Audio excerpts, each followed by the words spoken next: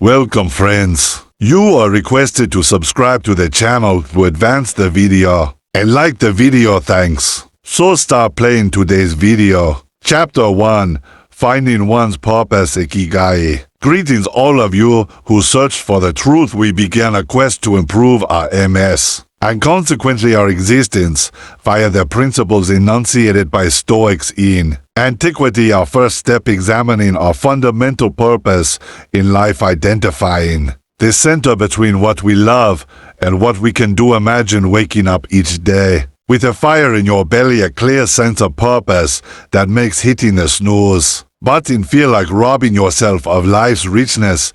That's the power of EG, a concept that beautifully aligns with Stoic principles. Marcus Aurelius once said at dawn, when you have trouble getting out of bed, tell yourself, I have to go to work as a human being. What do I have to complain of if I'm going to do what I was born for, the things I was brought into the world to do? Or is this what I was created for, to huddle under the blankets and stay warm? This Roman emperor understood something crucial: having a purpose and a reason to rise is fundamental to a well-lived life.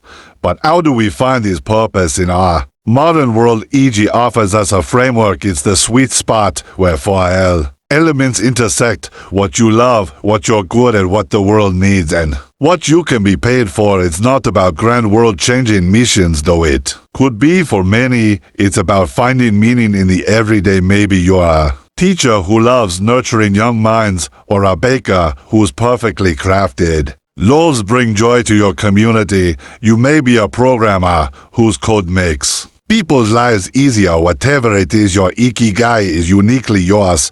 But here's the kicker: finding your Igi isn't a one-time event, it's a practice. Much like Stoicism itself, it requires regular reflection and adjustment. As Seneca advised, if one does not know to which port one is sailing, no wind is favorable. So how do we start this practice? Begin by asking yourself these questions each morning. 1. What activities make me lose track of time? 2. What skills do I have that others value? 3. How can I contribute to my community or the world? 4. How can I align my passions with earning a living? Write down your answers. Let them percolate. Over time, patterns will emerge, guiding you towards your IG. Remember, this isn't about finding a perfect purpose. It's about progress, about moving toward a life of meaning and fulfillment. As Epicus said, first say to yourself what you would be, and then do what you have to do. By starting each day with a reflection on your Iki, you are not just setting yourself up for a productive morning, you're laying a foundation for a life well lived. You are giving yourself a real reason to get out of bed, eager to contribute your unique gifts to the world. So tomorrow, as the first light of dawn breaks, ask yourself, what's my Igi? What's my reason for rising? And then, my friends, rise and meet the day with Chapter 2. Evening preparation. Purpose. As the day winds down, we find ourselves at a crucial juncture. The evening hours, we lay the foundation for tomorrow's success. In these quiet moments before sleep, the Stoics understood the power of preparation, and we do well to heed the wisdom Seneca once wrote: while we are postponing life speeds by these rings. Especially true where we consider our evenings. How often do we fritter away these precious hours to wake up unprepared and overwhelmed? Let's change that narrative. Your evening routine is the secret weapon in your Stoic arsenal. It's not about rigid self-denial or joyless discipline. Instead, it's about creating a space that supports your well-being and aligns with your goals. Start by setting a clear cutoff time for work and digital distractions. Marcus advised, we need to master the art of acquiescence. We need to pay attention to our impulses, making sure they don't go unmoderated, that they benefit others, that they're worthy of us. We need to steer clear of desire in any form and not try to avoid what's beyond our control.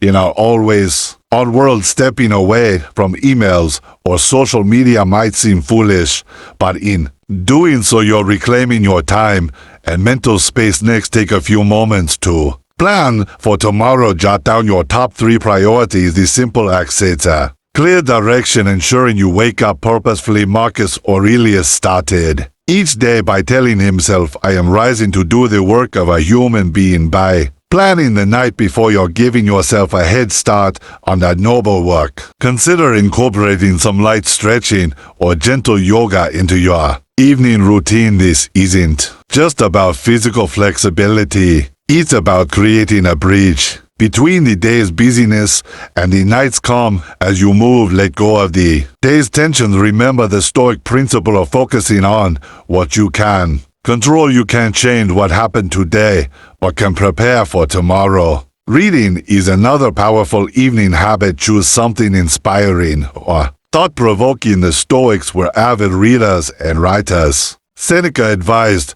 we should hunt out the helpful pieces of teaching and the spirited and noble-minded sayings which are capable of immediate practical application. Let the wisdom of great thinkers infuse your dreams. Finally, practice gratitude before you sleep. Reflect on 3 things you're thankful for. This isn't mere positivity, it's a profound Stoic practice. Marcus Aurelius began his meditations with a long list of people for whom he was grateful.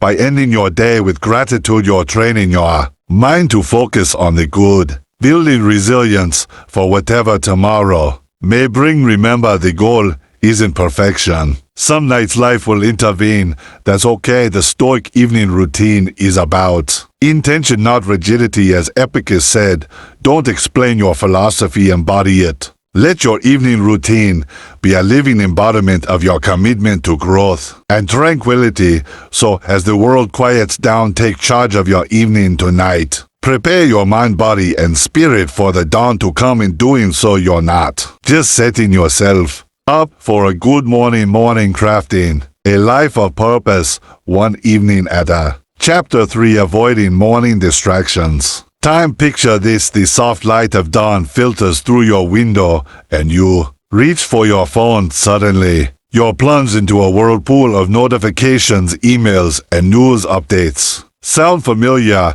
In a hyper-connected world, morning distractions have become the norm, but the Stoics, in their timeless wisdom, would urge us to resist this modern siren song. Epictetus once said, no man is free who is not master of himself. In our mornings, this means taking control of our attention from the moment we wake. It's about creating a space of serenity and intention before engaging with the outside world's den.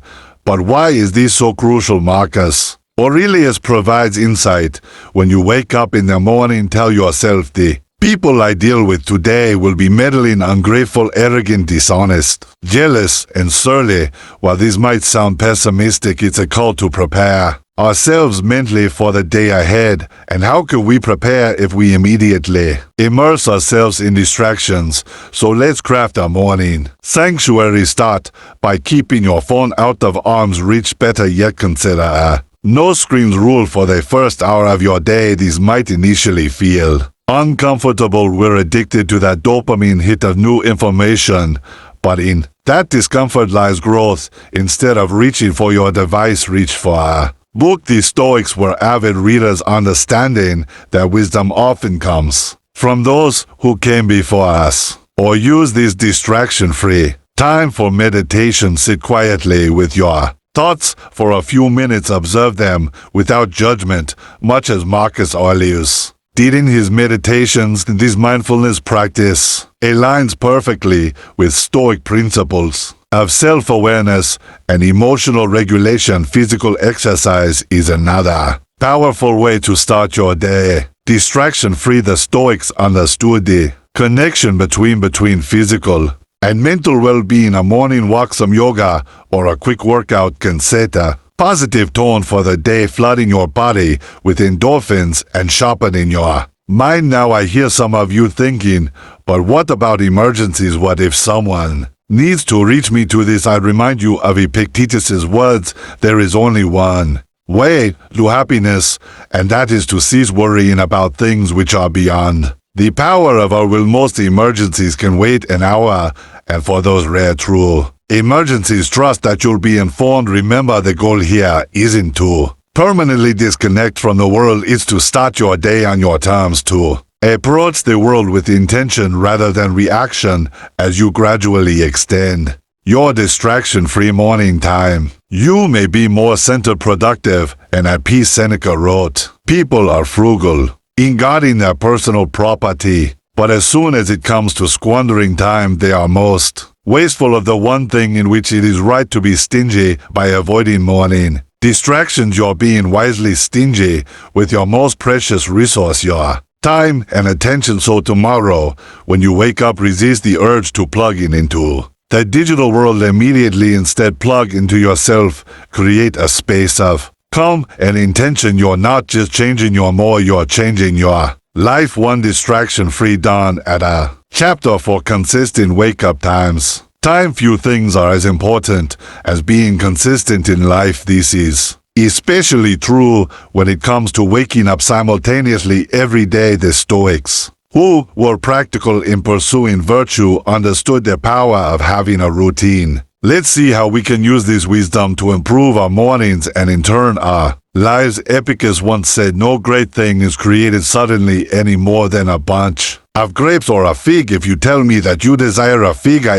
answer you that there must be time. Let it first blossom, then bear fruit, then ripen." This wisdom applies beautifully to the habit of consistent wake-up times. Is not about sudden, dramatic changes, but steady, patient cultivation.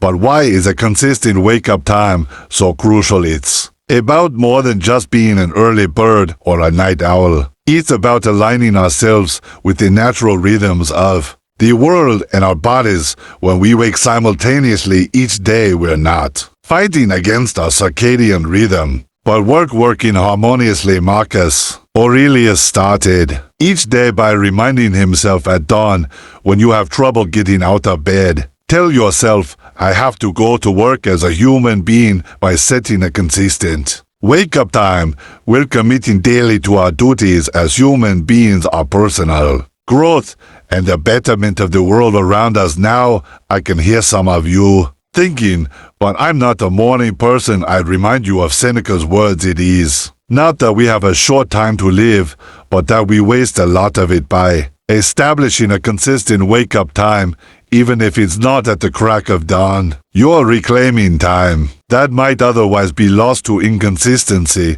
So how do we cultivate these habits? Start small. If you currently wake up at different times each day, choose a realistic time and stick to it for a week, even on weekends. Yes, I know the temptation of sleeping in, but remember, we're building a life here, not just managing a work week. As you set your alarm, remind yourself of Epictetus's words, "He is a wise man who does not grieve for the things which he has not, but rejoices for those which he has." Reframe your consistent wake-up time not as a burden, but a gift, a daily opportunity to engage with life on your terms. When the alarm goes off, don't negotiate with yourself. The Stoics value decisive action, as Marcus Aurelius advised. When you arise in the morning, think of what a precious privilege it is to be alive, to breathe, to think, to enjoy, to love. Let these words be your morning mantra as you rise. Remember, the goal isn't to become a morning person. If that's not your natural inclination, the goal is consistency. Whether you're waking at 5 a.m. or 900 a.m., what matters is that you're doing it consistently, creating a stable foundation for your day. As you build this habit, you may find other areas of your life falling into place. Your sleep quality may improve, your productivity might increase. You might have more time for morning reflection or exercise. These are the ripple effects of one simple, consistent action. Seneca wrote, "If you really want to escape the things that harass you, what you're needing is not to be in a different place, but to be a different person." By establishing a consistent wake-up time, you're becoming a different person who values structure, honors commitments to themselves, and starts each day with intention. So tonight, as you set your alarm, remember, you're not just setting a wake-up time, you're setting the stage for a more disciplined, more purposeful life. And tomorrow, when that alarm sounds, rise with the knowledge that you're participating in an ancient and noble tradition, the tradition of meeting each day with consistency, courage, and Chapter 5, Practicing Self-Compassion. Clarity in pursuing Stoic wisdom and morning routines. We might be tempted to become harsh taskmasters to ourselves, but today let's explore a crucial aspect of Stoic practice that's often overlooked: self-compassion in his meditations. Marcus Aurelius wrote, "You have power over your mind, not outside events. Realize this, and you will find strength." This power includes the ability to treat ourselves with kindness, especially when we fall short of our ideals. Now you might be wondering, isn't Stoicism about endurance and discipline? Where does self-compassion fit in? The answer lies in understanding that true strength comes not from rigid self-criticism, but from a balanced approach that acknowledges our humanity. Epic is taught. It's not what happens to you, but how you react to it that matters. This applies to external events and our actions and perceived failures. When we miss our alarm, skip our morning meditation, or fall back into old habits, how we react to ourselves can make all the difference. Practicing self-compassion doesn't mean making excuses or lowering our standards. Instead, it's about responding to our shortcomings with understanding and a commitment to growth. It's recognizing that the path to virtue is not a straight line, but a series of attempts, failures, and renewed efforts. So how do we cultivate this self-compassion in our morning routine? Start by acknowledging that every day is a new opportunity. If yesterday's morning didn't go as planned, today is a chance to begin again. As Seneca advised, begin at once to live and count each separate day as a separate life. When you face setbacks, try this Stoic exercise. Speak to yourself like a good friend facing the same situation. Would you criticize them for hitting snooze once, or would you encourage them to try again, acknowledging the challenge but focusing on the opportunity for growth? Remember, the goal of our morning routine is not perfection, but progress. Seneca reminds us we suffer more often in imagination than in reality. Often our harshest critic is the voice in our head. By practicing self-compassion, we can quiet that critic and focus on meaningful change. This doesn't mean abandoning discipline. Instead, it's about finding a balance. As you build your morning routine, set realistic expectations. If you're not a morning person, don't expect to suddenly leap out of bed at 5 o'clock a.m. with a smile. Start where you are and gently push your boundaries. When you succeed in meeting your morning goals, please take a moment to acknowledge them. This isn't vanity. It's reinforcing positive habits. Recognizing your successes, no matter how small, is an exercise of this power. And on those mornings when things don't go as planned, take a deep breath and remember Epictetus's words: it's not what happens to you, but how you react to it that matters. Respond with kindness to yourself, learn from the experience, and then move forward. Practicing self-compassion in your morning routine isn't just about feeling good. It's about creating a sustainable practice that can weather the ups and downs of life. It's about building resilience, not through harsh self-judgment, but through understanding and persistent effort. So tomorrow morning, as you embark on your routine, carry with you this Stoic wisdom. Be as kind to yourself as you would be to others. Recognize your efforts, learn from your missteps, and keep moving forward. In this balance of discipline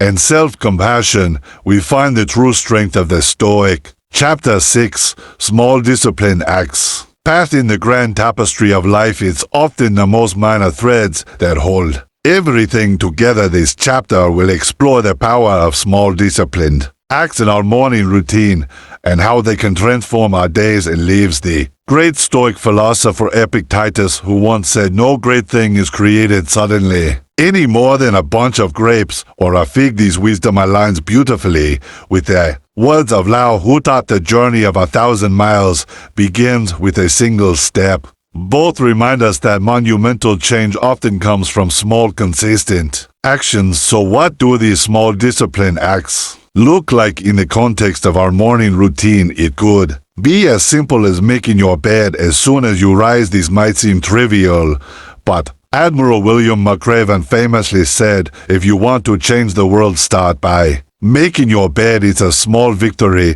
that sets the tone for the day. A physical representation of order and discipline perhaps is taking 5 deep breaths before your feet hit the floor, centering yourself for the day ahead. The Buddha taught, what you think you become, what you feel you attract, what you imagine you create. By starting your day with this small act of mindfulness, you're setting an intention for calm and focus. Maybe is drinking a glass of water before anything else, honoring your body's need for hydration after hours of sleep. As the Greek physician Hippocrates advised, let food be thy medicine and medicine be thy food. Water, the most basic of nutrients, is a morning medicine for body and mind. The key is consistency.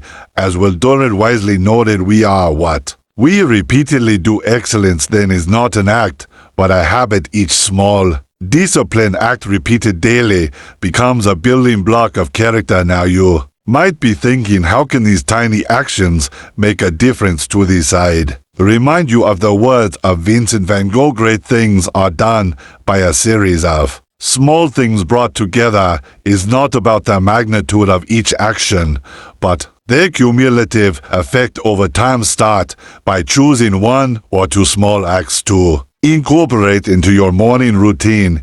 It could be a minute of stretching, writing down 3 things you're grateful for, or simply taking a moment to state your intentions for the day. As Marcus Aurelius advised, when you arise in the morning, think of what a precious privilege it is to be alive, to breathe, to think, to enjoy, to love. Remember, the goal isn't to radically overhaul your more in one go. That's a recipe for burnout and disappointment. Instead, focus on small, manageable changes. As the Chinese philosopher Confucius taught, it does not matter how slowly you go, as long as you do not stop when you inevitably face meals where these small acts feel challenging. Recall the words of Ralph Waldo Emerson, what lies behind us and what lies before us are tiny matters compared to what lies within us. Your strength, discipline, and potential for growth lie within you, waiting to be expressed through these small morning acts. Over time, these small disciplined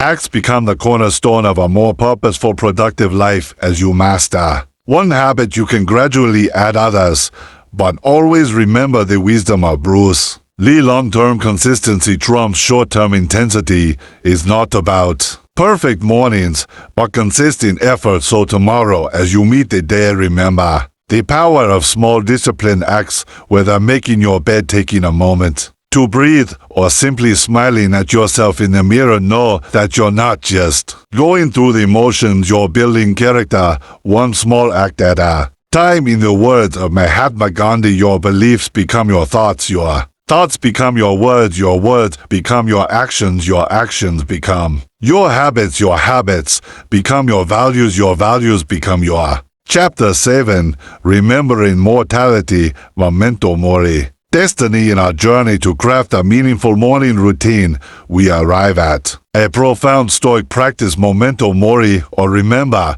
that you must die. This isn't meant to be morbid, but a powerful tool for living fully. Marcus Aurelius wrote, you can live life right now. Let that determine what you do and say and think. This reminder of our mortality isn't about inducing fear, but inspiring purposeful living. Each morning, take a moment to reflect on the finite nature of your existence. This practice can be as simple as asking yourself, if this were my last day, how would I want to live it? It's about shifting perspective, not dwelling on death. Seneca advised, let us prepare our minds as if we'd come to the very end of life. Let us postpone nothing. Let us balance life's books each day by remembering our mortality. Each morning, we're prompted to prioritize what truly matters. This practice encourages us to 1. Live with intention, 2. Express gratitude for another day, 3. Focus on what's truly important, 4. Let go of petty concerns. Memento mori isn't about being somber,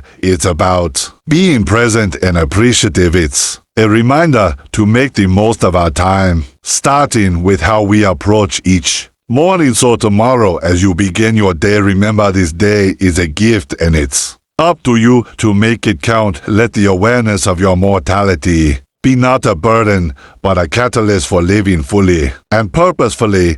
As we conclude our exploration of Stoic morning routines, let's reflect on a profound truth. The way we start our day shapes everything that follows. The ancient Stoics understood this, as do many of today's most successful individuals. Consider Jack Dorsey, who begins each day with meditation and exercise, or Jeff Bezos, who prioritizes family time in the morning. These modern leaders, like the Stoics before them, recognize the power of a purposeful morning routine.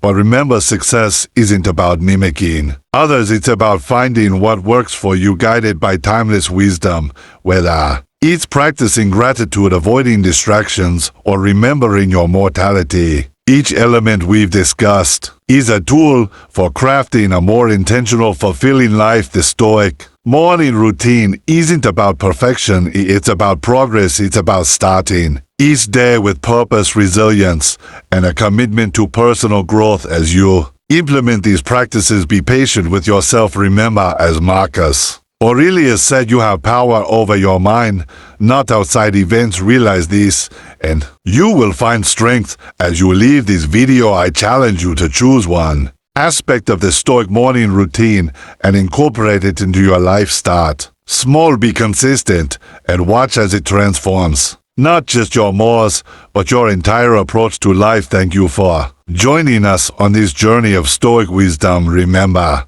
you're part of a community striving for personal growth and societal betterment. Until next time, this is the Stoic community, wishing you mornings filled with purpose and days lived with virtue.